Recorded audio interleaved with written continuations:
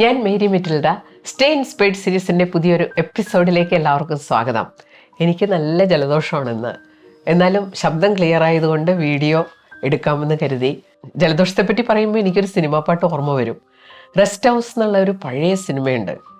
അതിൽ യേശുദാസ് പാടിയിട്ടുള്ള ഒരു പാട്ട്, പൗർണമി ചന്ദ്രിക തൊട്ടു വിളിച്ചു, പത്മരാഗം പുഞ്ചിരിച്ചു, അഴകേ നെഞ്ചിരി തൊട്ടു വിളിച്ചു, ആശാലതികകൾ പുഞ്ചിരിച്ചു, എന്നാശാലതികകൾ പുഞ്ചിരിച്ചു. ഈ പാട്ട് യേശുദാസ് ജലദോഷം ഉള്ളപ്പോൾ പാടിയതാണ്.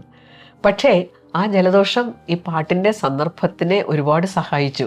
നല്ല മഞ്ഞള രാത്രിയിൽ പാടുന്ന ഒരു പാട്ടാണ്. അപ്പോൾ സ്വല്പം ജലദോഷമുള്ള സമയത്ത് പാടിയതുകൊണ്ട് അത് വളരെ റിയലിസ്റ്റിക് ആയിട്ട് ഫീൽ ചെയ്തു എന്നുള്ളതാണ് കഥ. നമുക്ക് ഇന്നത്തെ വീഡിയോയുടെ ചർച്ചാ വിഷയത്തിലേക്ക് കടക്കാം. ഇന്ന് സംശയത്തെക്കുറിച്ചുള്ളതാണ് വീഡിയോ. Doubtful mind. സൈക്കോളജിയിലെ വലിയൊരു വിഷയമാണ് ഈ സംശയം. വ്യക്തിത്വ സവിശേഷതകളെ നമ്മൾ പേഴ്സണാലിറ്റി ട്രെയ്റ്റ്സ് എന്ന് പറയും. പേഴ്സണാലിറ്റിയെക്കുറിച്ചുള്ളൊരു പുസ്തകം വായിച്ചപ്പോൾ അതിൽ ഒരുപാട് പേഴ്സണാലിറ്റി ട്രെയ്റ്റ്സ് ഇങ്ങനെ എഴുതി വെച്ചിരിക്കുന്നത് കണ്ടു. ആത്മാർത്ഥത, സത്യസന്ധത, ഊർജ്ജസ്വലത, കൃത്യനിഷ്ഠ, ഇതെല്ലാം വളരെ പോസിറ്റീവായിട്ടുള്ള പേഴ്സണാലിറ്റി ട്രെയ്റ്റ്സ് ആണ്. നെഗറ്റീവായിട്ടുള്ള പേഴ്സണാലിറ്റി ട്രെയ്റ്റ്സും ഉണ്ട്. മടി, അഹങ്കാരം, ധാർഷ്ട്യം, ഇതെല്ലാം നെഗറ്റീവായിട്ടുള്ള പേഴ്സണാലിറ്റി ട്രെയ്റ്റ്സ് ആണ്. അങ്ങനെ വായിച്ചു വന്നപ്പോൾ എനിക്ക് പരിചയമില്ലാത്തൊരു വാക്ക് കണ്ടു, ഗള്ളിബിൾ, GULLIBLE. ഞാനതിൻ്റെ അർത്ഥം നോക്കിയപ്പോൾ അത് വളരെ ഇൻട്രസ്റ്റിംഗ് ആയിട്ട് തോന്നി. ആരെന്ത് പറഞ്ഞാലും വിശ്വസിക്കുന്ന ആളുകളെയാണ് ഗള്ളിബിൾ എന്ന് പറയുന്നത്. വളരെ അപകടകരമായ അവസ്ഥയാണല്ലേ, ആർക്കും അവരെ പറ്റിക്കാം. ഇതിൻ്റെ നേരെ വിപരീതമായിട്ടുള്ളൊരു പേഴ്സണാലിറ്റി ട്രെയ്റ്റ്സ് ഉണ്ട്, ഷ്രൂഡ്. അവരെ ആർക്കും പറ്റിക്കാൻ സാധ്യമല്ല. അവർ ഏത് കാര്യങ്ങളും നന്നായിട്ട് വിശകലനം ചെയ്ത് പഠിച്ച് കൃത്യമായിട്ടുള്ള നിഗമനത്തിലെത്തും. ഇങ്ങനെ ശരിയായിട്ടുള്ള നിഗമനങ്ങളിലേക്ക് എത്താൻ അവരെ സഹായിക്കുന്നത് ഡൗട്ട്ഫുൾ മൈൻഡാണ്. ഒരു കാര്യം കേൾക്കുമ്പോൾ ഇതിങ്ങനെ തന്നെയാണോ, ഇത് ശരിയാണോ തെറ്റാണോ, ഇങ്ങനെയുള്ള ചിന്തകൾ വരുമ്പോഴാണ് അതിനെ നമ്മൾ കൃത്യമായിട്ട് വിശകലനം ചെയ്യുന്നത്. ശരിക്കും പറഞ്ഞു കഴിഞ്ഞാൽ ഈ ഒരു മാനസികാവസ്ഥ, എന്ത് കാണുമ്പോഴും കേൾക്കുമ്പോഴും എന്തുകൊണ്ടെന്നുള്ള ആ ചോദ്യങ്ങളില്ലേ, ആ സംശയങ്ങളില്ലേ, ഇതാണ് നമ്മുടെ ജീവിതത്തെ ഇവിടം വരെ കൊണ്ടെത്തിച്ചിരിക്കുന്നത്. പക്ഷേ ഇത് ഒരു മഹാരോഗം പോലെ നമ്മുടെ ജീവിതത്തെ പിടികൂടാനിടയുണ്ട്. ഞാനിത് പറയാൻ കാര്യം, പല ആളുകളും അവരുടെ മനസ്സിൽ കടന്നുകൂടിയ സംശയങ്ങൾ എന്നോട് പങ്കുവയ്ക്കാറുണ്ട്. ഈ സംശയങ്ങൾ പലതും ഉത്കണ്ഠയായിട്ട് മാറുന്നു. വളരെ പ്രായമുള്ള ആളുകളുടെ സംശയമാണ് എന്നെ ഏറ്റവും കൂടുതൽ അത്ഭുതപ്പെടുത്തിയിട്ടുള്ളത്. അവരുടെ ജീവിത പങ്കാളിയെക്കുറിച്ചുള്ള സംശയം. ജീവിത പങ്കാളിക്ക് വേറൊരാളുമായിട്ട് ബന്ധമുണ്ടെന്നുള്ളൊരു സംശയം. അത് വെച്ചിട്ട് ജീവിത പങ്കാളിയുടെ ഓരോ പ്രവൃത്തിയും അനലൈസ് ചെയ്ത് വളരെ സങ്കടം നിറഞ്ഞ അവസ്ഥയിലേക്ക് ഇങ്ങനെ പോവാണ്.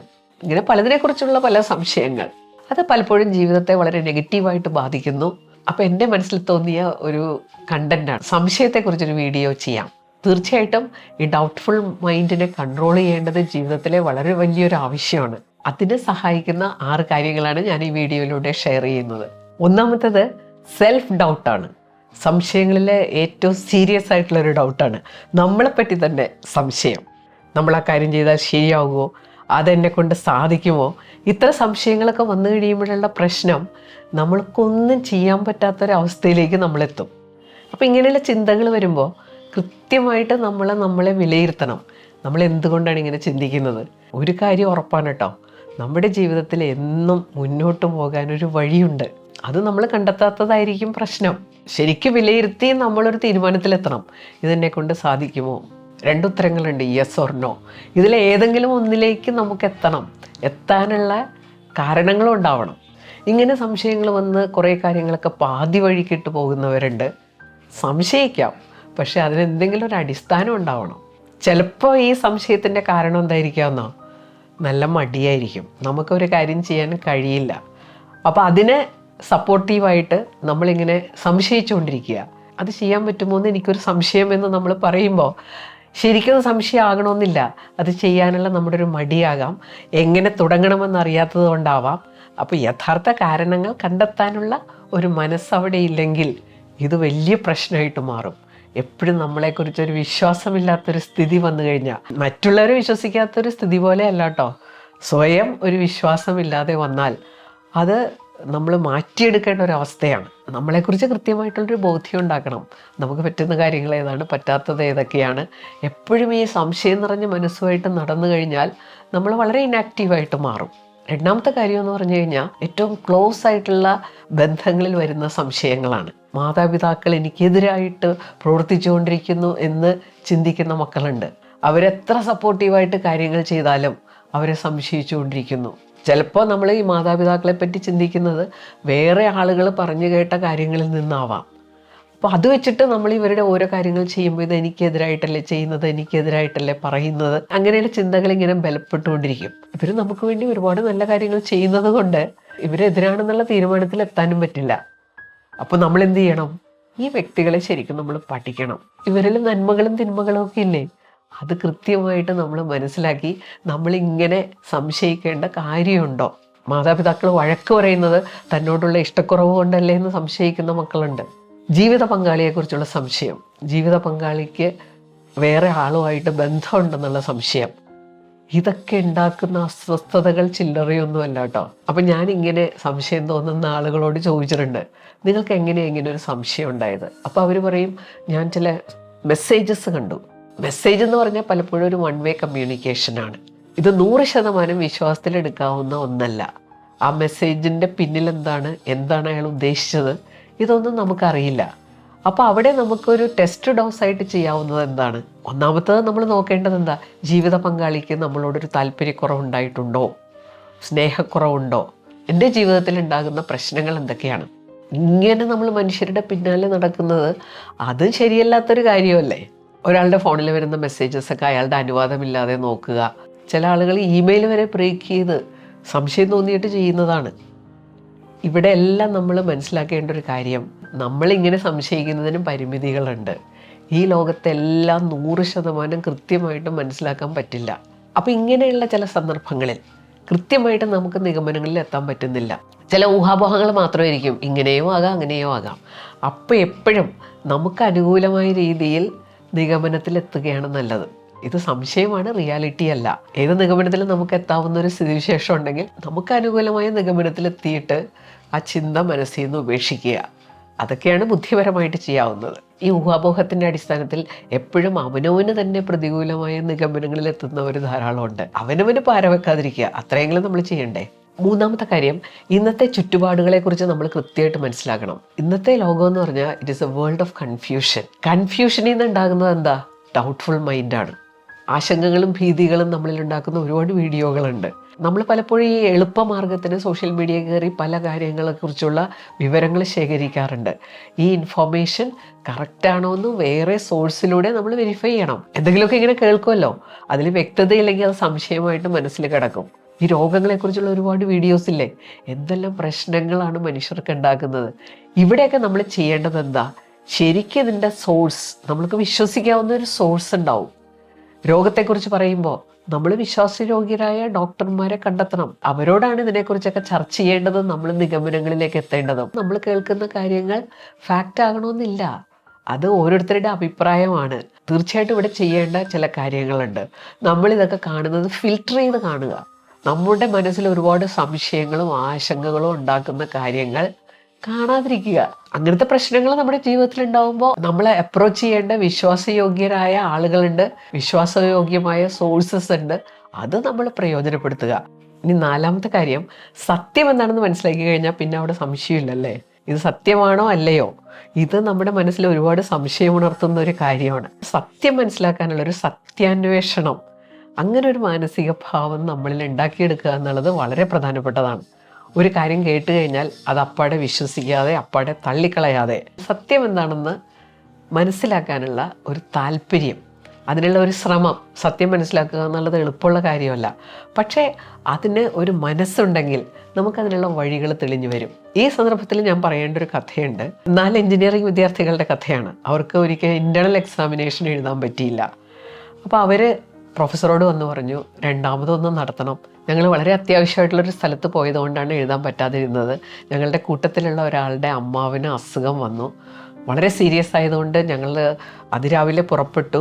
പരീക്ഷയ്ക്ക് മുമ്പേ എത്തണമെന്നാണ് വിചാരിച്ചത്. പക്ഷേ വഴിക്ക് വെച്ച് കാറിൻ്റെ ടയർ പഞ്ചറായതുകൊണ്ട് എത്താൻ പറ്റിയില്ല.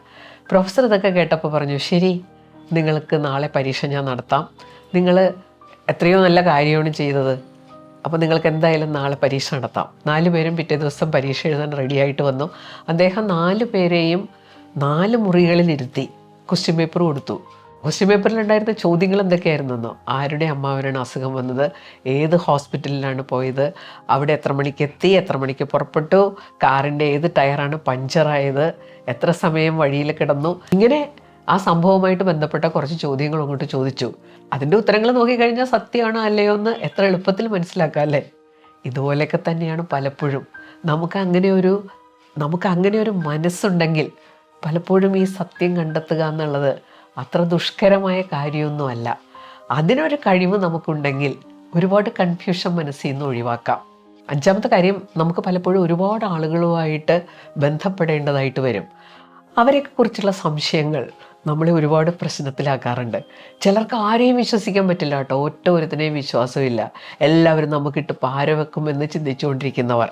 പക്ഷെ ഒരു കാര്യം ഉറപ്പാണ്, നമ്മുടെ ഈ ലോകത്ത് നമ്മൾ പലരുമായിട്ട് ഇടപഴകുമ്പോൾ കുറേ പേരെയൊക്കെ നമ്മൾ വിശ്വസിച്ചേ മതിയാവൂ.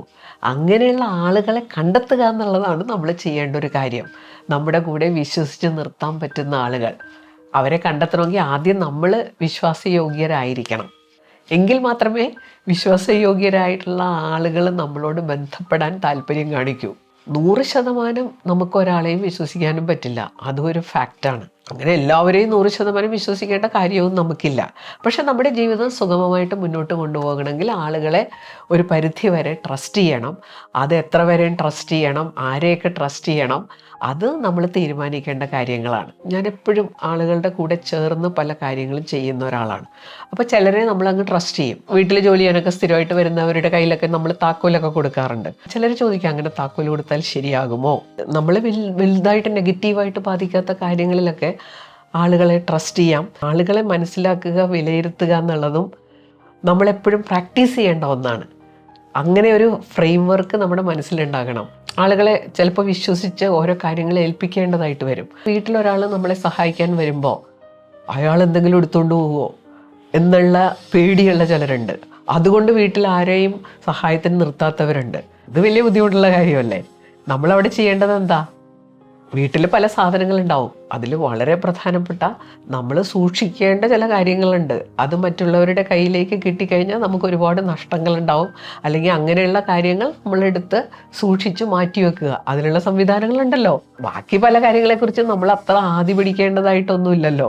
നമുക്ക് റീപ്ലേസ് ചെയ്യാൻ പറ്റുന്ന കാര്യങ്ങൾ, അത്രയും കോസ്റ്റ്ലി അല്ലാത്ത കാര്യങ്ങൾ, അതെല്ലാം എടുത്തുകൊണ്ട് പോകുമോ എന്ന് സംശയിച്ചിരിക്കേണ്ട യാതൊരു കാര്യവുമില്ല. ഒരു പരിധിവരെ നമ്മൾ ആളുകളെ ട്രസ്റ്റ് ചെയ്യണം. ട്രസ്റ്റ് ചെയ്യാൻ പറ്റിയ ആളുകളൊക്കെ നമ്മുടെ ചുറ്റുവട്ടത്തൊക്കെ ഉണ്ട്. അവരെ കണ്ടെത്തുക, എത്രത്തോളം ട്രസ്റ്റ് ചെയ്യാമെന്ന് തീരുമാനിക്കുക, അത് നമ്മൾ നടപ്പിലാക്കണം. 6ാമത്തെ കാര്യമാണ്, ഈ സംശയങ്ങൾ മനസ്സിൽ കൊണ്ട് നടക്കരുത്. സംശയം എന്ന് പറഞ്ഞു കഴിഞ്ഞാൽ നമ്മളെ നേരിട്ട് ബാധിക്കുന്ന കാര്യങ്ങളിലുള്ള ചില സംശയങ്ങൾ. അത് വളരെ അടുത്ത ബന്ധങ്ങളിലാവാം, നമ്മളെ ബാധിക്കുന്ന ചില കാര്യങ്ങളിലാകാം. അങ്ങനെയുള്ള സംശയങ്ങൾ തോന്നിക്കഴിഞ്ഞാൽ ഒരിക്കലും അത് മനസ്സിലിട്ട് കൊണ്ടു നടക്കരുത്. സംശയത്തിനെ പറ്റി പറയുന്ന ഒരു കാര്യം കേട്ടിട്ടില്ലേ? സംശയ രോഗമെന്ന് പറയുക. പേടിയെക്കുറിച്ച് പേടി രോഗമെന്നോ ദേഷ്യത്തെക്കുറിച്ച് ദേഷ്യ രോഗമെന്നോ പറയാറില്ല. പക്ഷെ സംശയ രോഗമെന്ന് പറയാൻ കാര്യം, അത് ശരിക്കും പറഞ്ഞു കഴിഞ്ഞാൽ ക്യാൻസർ പോലെയൊക്കെയാണ്. അതൊരു അംശം അവിടെ കിടന്നു കഴിഞ്ഞാൽ അതിനെ കൃത്യമായിട്ട് കണ്ടെത്തി പ്രതിരോധ മാർഗങ്ങൾ സ്വീകരിച്ചില്ലെങ്കിൽ അത് ശരീരത്തിൽ മാരകമായിട്ട് വളർന്ന് വലിയ പ്രശ്നമായിട്ട് മാറുന്ന പോലെ തന്നെയാണ് ഈ സംശയത്തിൻ്റെ ചെറിയ ചെറിയ വിത്തുകൾ മനസ്സിൽ കടന്നു കഴിഞ്ഞാൽ അത് പ്രശ്നമാണ്. അത് വളരെ പ്രധാനപ്പെട്ട കാര്യങ്ങളാണെങ്കിൽ ചിലപ്പോൾ തുറന്ന സംസാരത്തിലൂടെ അത് ക്ലാരിഫൈ ചെയ്യാൻ പറ്റും. സംശയം ഉള്ളിലിട്ടിങ്ങനെ കൊണ്ടു നടന്ന് അതിനെപ്പറ്റി ഒരു ക്ലിയർ പിക്ചർ ഉണ്ടാക്കാൻ നമ്മൾ ശ്രമിച്ചില്ലെങ്കിൽ നമുക്കെപ്പോഴും നെഗറ്റീവായിട്ടുള്ള കൺക്ലൂഷൻ ഉണ്ടാക്കാനായിരിക്കും സാധ്യത കൂടുതൽ. നമ്മൾ ബയസ്ഡ് ആകും. ഈ നെഗറ്റീവായിട്ടുള്ള കാര്യങ്ങളോട് നമ്മൾ ബയസ്ഡ് ആകാൻ സാധ്യതയുണ്ട്. കാര്യങ്ങൾ ക്ലിയർ ആയി കഴിഞ്ഞാൽ അവിടെ സംശയമില്ലല്ലോ. കമ്മ്യൂണിക്കേഷനിലൂടെ കുറേ ക്ലാരിറ്റി വരുത്താൻ പറ്റും. കാര്യങ്ങൾ അനലൈസ് ചെയ്യുന്നതിലൂടെ ക്ലാരിറ്റി വരുത്താൻ പറ്റും. നമ്മുടെ ഭാഗത്ത് നിന്നും ഒരു ശ്രമം ഉണ്ടായാലേ കാര്യങ്ങളൊക്കെ നടക്കൂ. നമ്മൾ വളരെ സന്തോഷമായിട്ട് ജീവിക്കുന്നു എന്ന് കണ്ടു കഴിഞ്ഞാൽ ചിലർക്കത് സഹിക്കാതെ വന്നു കഴിഞ്ഞാൽ അവർ സംശയത്തിൻ്റെ ഒരു ചെറിയ വിത്ത് പാകിയിടും. അടിപൊളിയായിട്ട് നടക്കുന്ന ഭാര്യ ഭർത്താക്കന്മാരുണ്ട്. അതിൽ ഭാര്യയോട് ഒരാൾ പറയാ, എന്തായാലും ഭർത്താവിൻ്റെ മേലൊരു കണ്ണു വേണം കേട്ടോ, അല്ലെങ്കിൽ ഭർത്താവിനോട് പറയാം, അതെ ഭാര്യയെ ഒന്ന് ശ്രദ്ധിച്ചേക്കണം എന്ന് പറഞ്ഞാൽ മതി.